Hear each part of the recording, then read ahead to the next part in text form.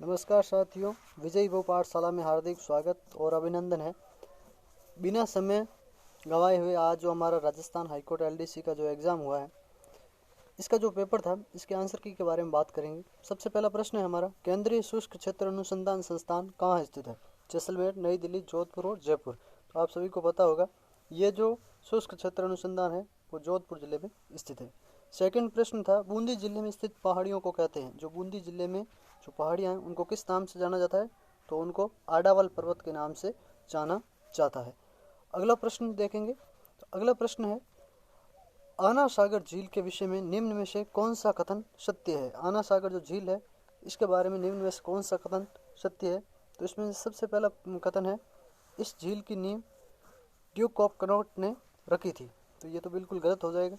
1835 में महाराणा विनय सिंह ने अपनी रानी के स्नान हेतु इसे बनाया था। ये भी बिल्कुल गलत है। राणा इलाका के काल में एक बंजारे ने करवाया था। ये आप सभी को पता होगा, पिछोला झील है। तो इसका जो सही आंसर होगा वो होगा चौथा ऑप्शन, पृथ्वीराज चौहान के दादा अरुण राज के द्वारा इसका निर्माण करवाया गया। अगला प्रश्न है, मुकुंदरा हिल्स नेशनल पार्क में निम्न में से किस जिले की सीमा में आता है? तो मुकुंदरा हिल्स कोटा जिले में स्थित है। अगला प्रश्न है हमारे, राजस्थान में सर्वप्रथम कृषि विश्वविद्यालय कहाँ स्थापित किया गया? तो राजस्थान का सबसे पहला कृषि विश्वविद्यालय बीकानेर में स्थापित किया गया था। अगला प्रश्न है, निम्न में से कौन सी एक गोवंश की नस्ल नहीं है? निम्न में से कौन सी एक गोवंश की नस्ल नहीं है? थार पारकर, गिर और कांकरेज, ये तीनों नस्लें गोवंश की है, जबकि जो मूरा नस्ल है वो एक भैंस की नस्ल मानी जाती है। अगला प्रश्न देखेंगे। अगला प्रश्न है, श्री मल्लीनाथ पशु मेला कहाँ आयोजित किया जाता है? तो मल्लीनाथ जो पशु मेला है वो तिलवाड़ा स्थान पर बाड़मेर में आयोजित किया जाता है। राजस्थान इस धातु का प्रमुख उत्पादक राज्य है तथा इसे वुल फ्रोम भी कहते हैं, यानी कि राजस्थान इस धातु का मुख्य उत्पादक है और इसका जो अयस्क है उसे वुल फ्रोम के नाम से भी जानते हैं।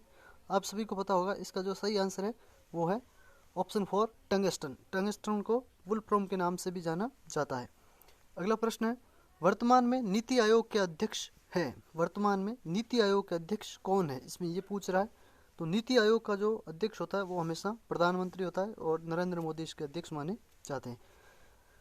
10वां प्रश्न हमें 110वां क्वेश्चन है, क्षेत्रफल की दृष्टि से निम्न में से देश का सबसे बड़ा राज्य कौन सा है? इससे आसान क्वेश्चन तो और हो ही क्या सकता है, राजस्थान। अगले प्रश्न की ओर बढ़ते हैं, कालीबंगा सभ्यता की खोज किसके द्वारा की गई थी? जो कालीबंगा सभ्यता है इसकी खोज अमलानंद घोष के द्वारा। फर्स्ट ऑप्शन इसका सही होगा। निम्न में से राजस्थान का राज्य पक्षी कौन सा है? तो गोडावण। बिल्कुल आसान से क्वेश्चन थे। इसके बाद 13वां क्वेश्चन था हमारे, ख्वाजा मोइनुद्दीन चिश्ती की दरगाह अजमेर का निर्माण किसके द्वारा करवाया गया? तो इसका निर्माण गयासुद्दीन खिलजी के द्वारा करवाया गया था।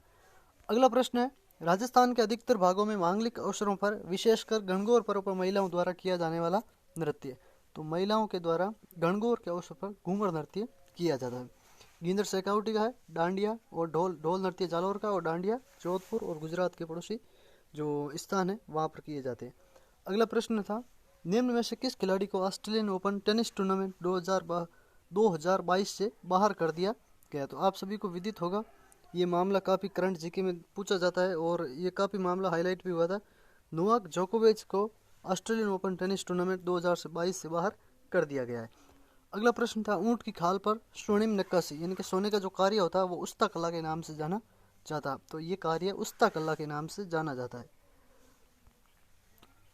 117वां क्वेश्चन था, इस दिन भोजन में खीर और मालपुआ बनाए जाते हैं, ब्राह्मणों को भोजन कराते हैं, लोग अपने परिवारजनों के साथ उद्यान एवं अन्य रमणीक स्थलों पर जाकर आनंद मनाते हैं। तो ये जो त्यौहार होता है वो सभी को ज्ञात है कि हरियाली अमावस के नाम से जाना जाता है। अगला प्रश्न है, राजस्थान का राज्य पुष्प? तो राजस्थान का राज्य पुष्प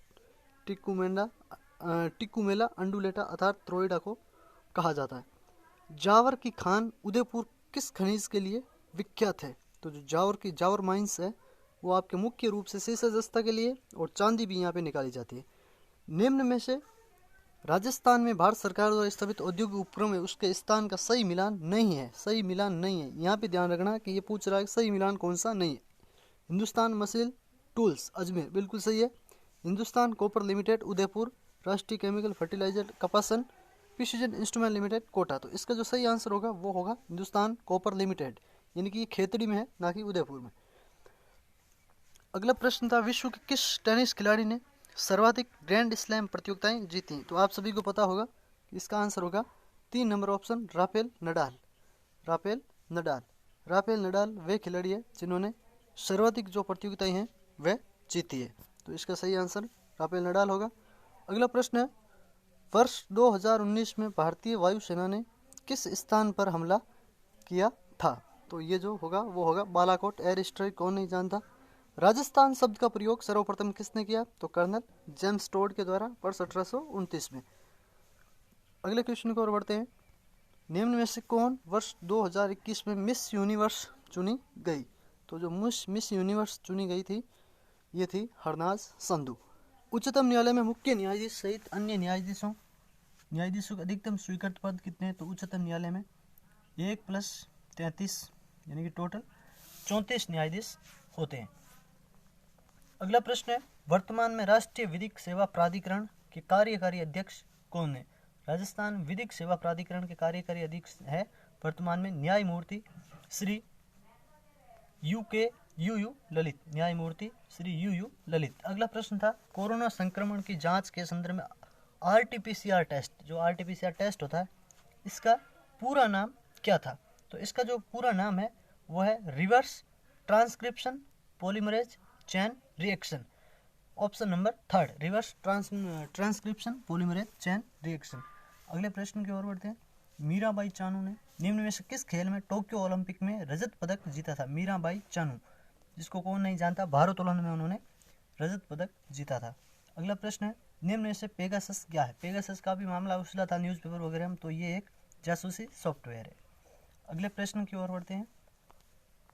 हाल ही में प्रधानमंत्री द्वारा निम्न में से किस मूर्ति का अनावरण केदारनाथ में किया गया? जैसा कि दक्षिण भारत में आपके रामानंदाचार्य की मूर्ति का अनावरण किया गया था, उसी प्रकार केदारनाथ में आदि शंकराचार्य की मूर्ति का अनावरण किया गया। अगला प्रश्न, निम्न में से कौन अमेरिका की प्रथम महिला उपराष्ट्रपति है? तो प्रथम महिला उपराष्ट्रपति कमला हैरिस। अगले प्रश्न की ओर बढ़ते हैं। भारत के प्रथम रक्षा प्रमुख जनरल विपिन रावत को मरणोपरांत किस पुरस्कार से सम्मानित किया गया? तो पद्म विभूषण दिया गया। भारतीय अंतरिक्ष अनुसंधान संगठन इसरो द्वारा सूर्य अध्ययन हेतु प्रस्तावित मिशन का क्या नाम रखा गया? सूर्य के अध्ययन के लिए इसरो जो अपना मिशन भेज रहा है, इसका नाम रखा गया आदित्य L1। आदित्य L1। अगला प्रश्न, क्षेत्रफल की दृष्टि से विश्व का सबसे बड़ा सोलर पार्क कहाँ पर स्थापित किया जा रहा है? तो यह है जोधपुर का स्थान है जिसका नाम है भड़ला जोधपुर में विश्व का सबसे बड़ा सौर प्लांट स्थापित किया जा रहा है। वर्तमान में भारत के उच्चतम न्यायालय के मुख्य न्यायाधिपति कौन है? यानी कि मुख्य न्यायाधीश कौन है भारत के? तो वो है न्यायमूर्ति श्री एन.वी. रमना। अगला प्रश्न, सुर सम्राज्ञी लता मंगेशकर को किस वर्ष भारत रत्न से सम्मानित किया गया? हाल ही में जिसकी मृत्यु हुई है, इनको जो भारत रत्न दिया गया था वो वर्ष 2001 में दिया गया। जीएसटी का ब्रांड एम्बेसडर 2021 में किसे बनाया गया? तो अमिताभ बच्चन को ब्रांड एम्बेसडर बनाया गया जीएसटी का। अगला प्रश्न, दृष्टिबाधित व्यक्तियों के लिए भारतीय रिजर्व बैंक द्वारा कौन सा ऐप जारी किया गया? तो आप सभी को पता होगा कि मनी ऐप है, वो दृष्टिबाधित व्यक्तियों के लिए जारी किया गया मनी ऐप। राजस्थान के गांधी के रूप में गोकुल भाई भट्ट को जाना जाता है। अगले प्रश्न की ओर बढ़ते हैं। राजस्थान के किस शासक ने द्वितीय गोलमेज सम्मेलन में भाग लिया था? तो वो शासक थे बीकानेर के महाराजा गंगा सिंह। निम्न में से कौन सा युग गलत है? रचना और रचयिता का कौन सा युग गलत? वीर विनोद श्यामलदास द्वारा लिखी गई, बातारी फुलवाड़ी विजयदान देता द्वारा लिखी गई, पाथल और पीतल कन्हैयालाल सेठिया द्वारा, चेतावनी चुंगटिया है, ये जो पुस्तक है वो आपके सीताराम लालस के द्वारा नहीं लिखी गई है, ये लिखी गई थी केसरी सिंह बारट के द्वारा। तो इसका ऑप्शन ये सही हो जाए क्योंकि इसमें गलत युग में पूछा था। अगला प्रश्न है हमारे, निम्न में से कौन सा युग गलत है? यानी कि इसमें से भी कौन सा युग गलत है? तो हाड़ौती, यानी कि हाड़ौती जो प्रदेश है, क्षेत्र है, वो कोटा के आसपास एरिया को कहा जाता।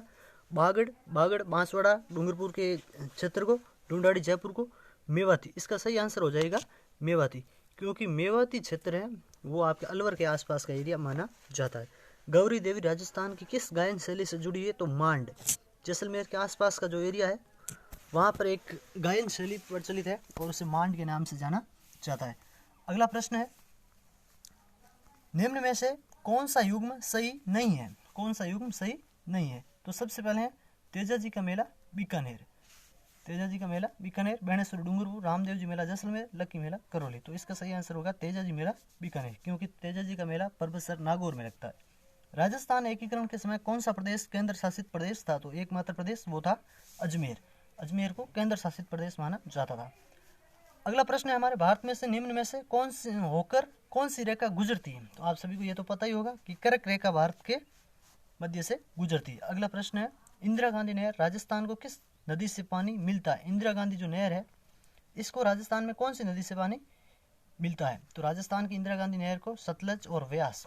तो इसमें ऑप्शन आपके सतलज सही होगा।